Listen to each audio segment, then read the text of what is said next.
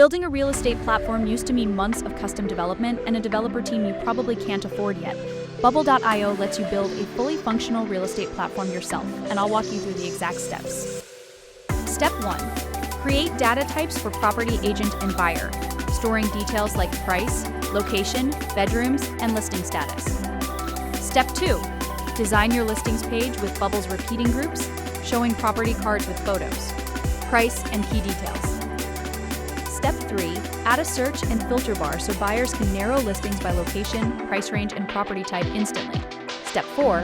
Build separate sign-up flows for agents and buyers so each sees a dashboard built for their actual role. Step 5. Give agents a simple form to upload new listings, which automatically populates the public-facing search results. Step 6. The part most builders skip. Add a lead capture workflow so buyer inquiries route directly to the listing agent instantly.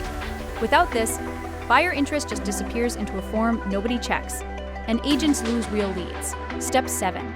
Integrate a map view, plotting every listing visually so buyers can browse by neighborhood, not just a list.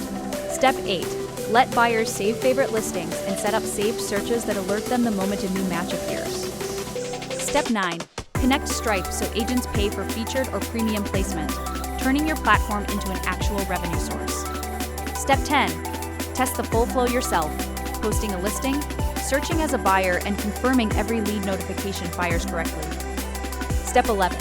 Make sure the layout is mobile responsive, since most buyers will browse listings from their phone. This one detail alone can change engagement, because a broken mobile layout makes buyers bounce.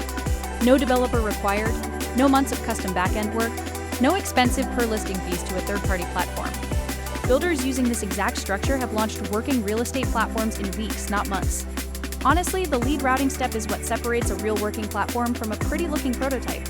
And because it's built natively in Bubble, you can keep adding features long after launch without starting over.